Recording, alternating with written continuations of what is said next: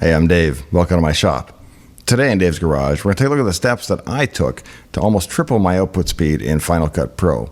And I'm not talking about some degenerate case where you delete all the render files and cache files and everything else. I'm talking about your average case where everything's already pre-rendered and you just want to get on with your life and do your final output. Yeah, that 3 times the speed. Went from 3 minutes and 21 seconds in my benchmark test to 1 minute and 5 seconds. Huge difference, and I'll tell you exactly how I did it. Unless you're already rocking a Vega II Duo or something similar, or a 5700 XT even, odds are this may very well apply to your Mac as well, even if it's as old as a 2013 Thunderbolt 2 Mac. Stay tuned to find out how.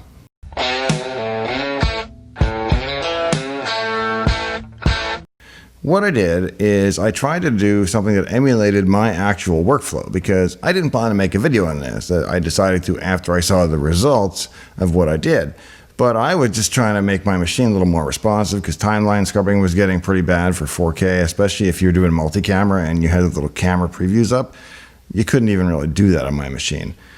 My machine, by the way, is rather ancient. It's a 2013 Mac Pro trash can unit with Thunderbolt 2. But what I'm going to describe is actually much easier on a Thunderbolt 3 Mac.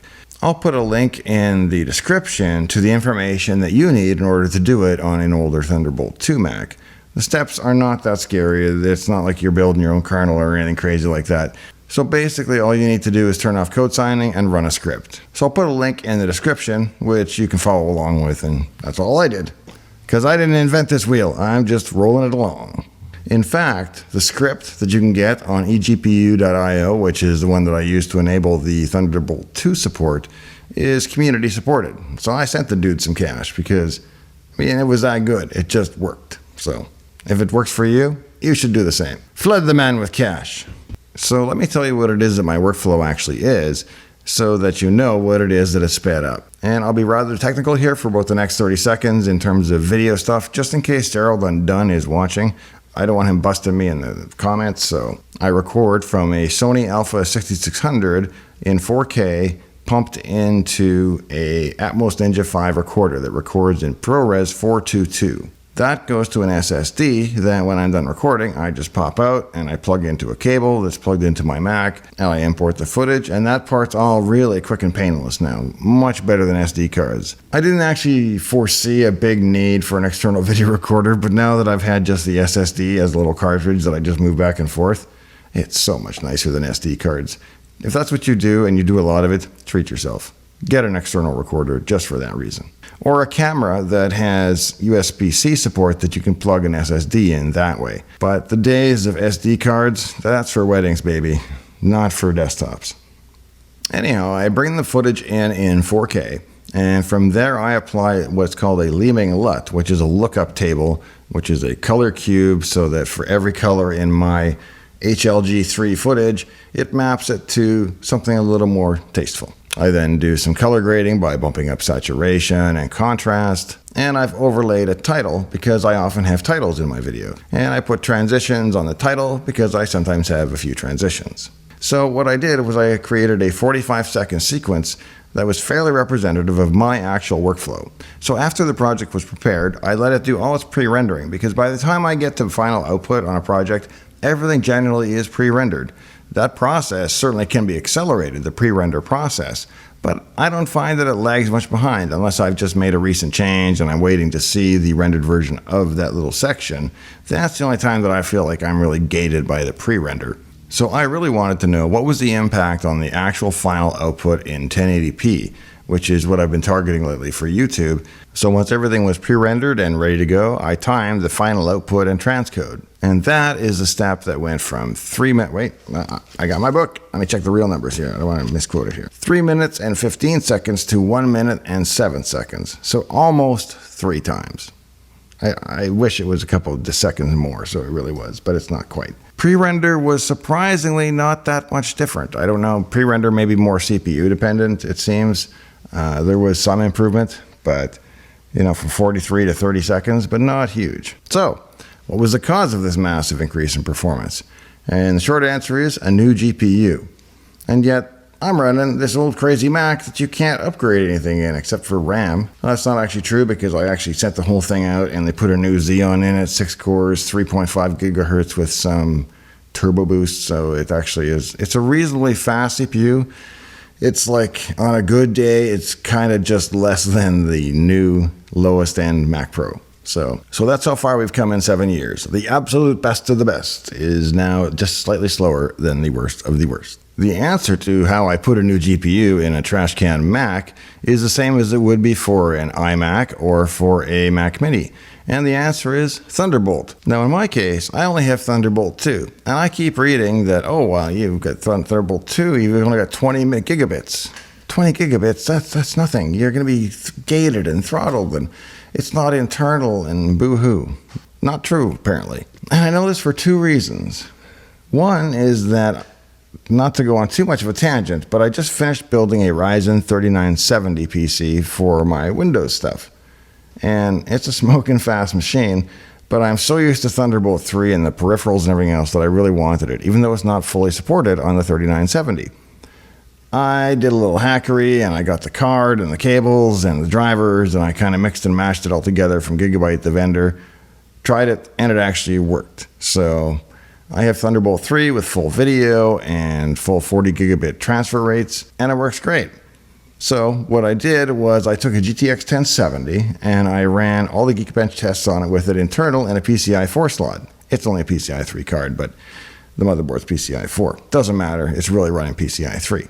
Then, after running all the benchmarks, I took the card out, same card, stuck it external, didn't change anything, no drivers, that all just worked. Not bad for Windows, I figured, especially in kind of a hacked together, cobbled together situation here that I've got going on the PC side in Thunderbolt 3. But the benchmark scores were the same, whether the card was internal in the PCI bus or external on the, in this case, 40 gigabit Thunderbolt 3 bus. So that tells me that the gating factor is not, in fact, bandwidth to the card, which also makes me wonder about the utility of PCI 4 when it comes to video cards. But that's another story. So when I discovered that I was getting pretty much full performance from a GPU in an external cage, I thought, what about my Mac?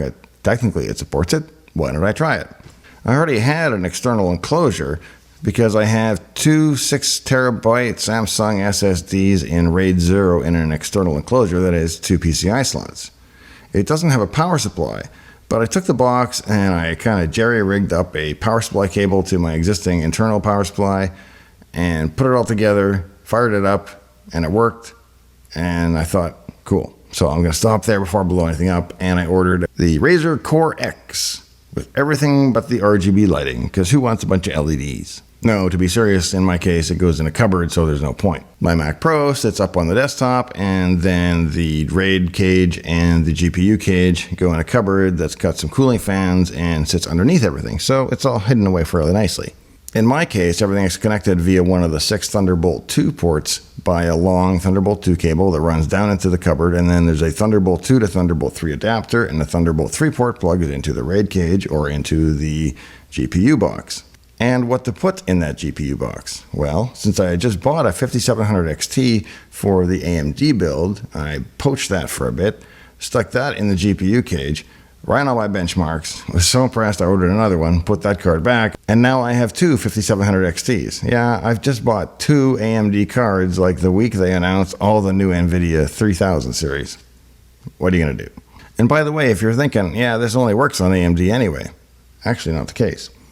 If you're willing to do the same steps that are required to make the Thunderbolt 2 case work, which is the code signing, disabling, and running the script, that script also has the option to run an NVIDIA card.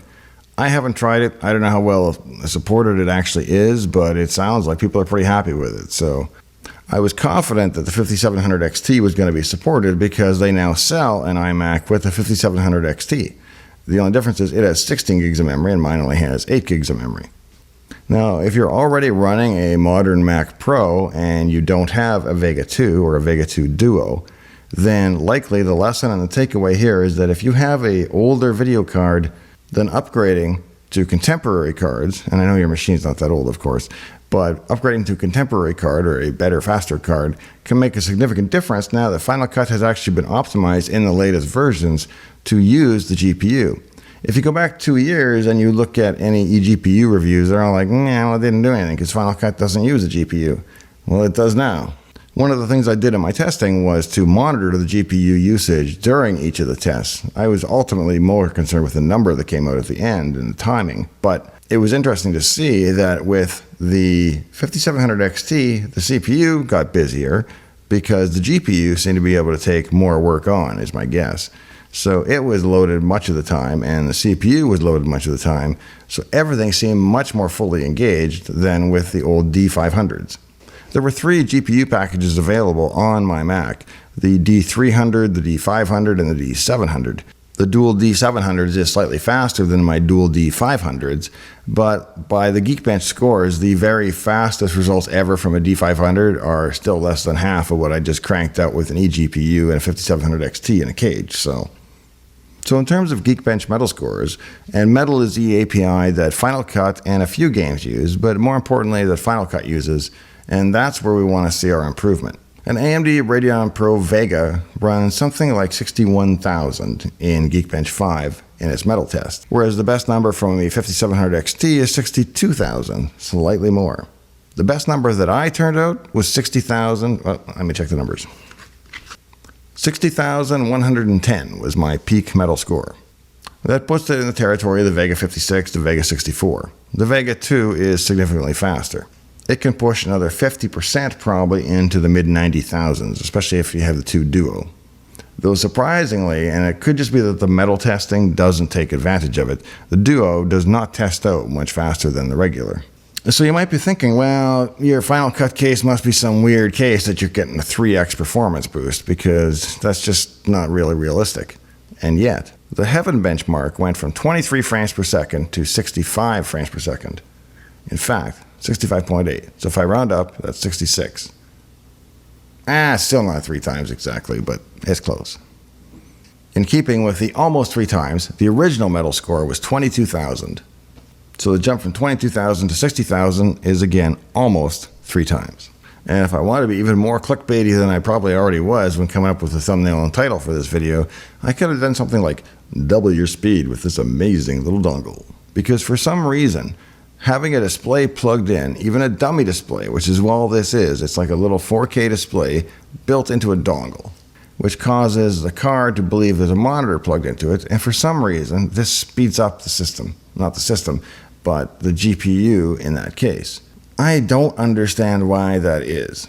The best numbers I ever got were with a display plugged into it. But because I want the advantage of having the GPU driving my primary display for things like the Heaven benchmark and more like time scrubbing in Final Cut and so on, I ultimately have my display plugged into the external GPU. The only downside of that is I don't have much to look at during the boot process until the external GPU is recognized. So I just kind of have to hope and pray the thing is booting, because I don't get the Apple logo until I get the desktop pretty much.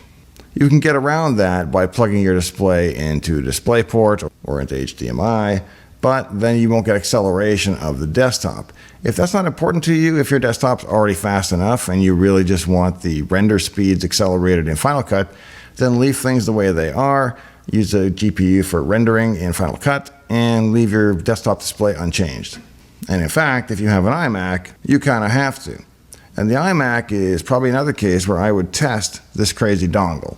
I'll put links to this little dongle package as well in the description. Now, if you think the leap from dual D500s to a single 5700 XT external GPU is impressive, imagine if I was going from really lame integrated graphics to the new GPU.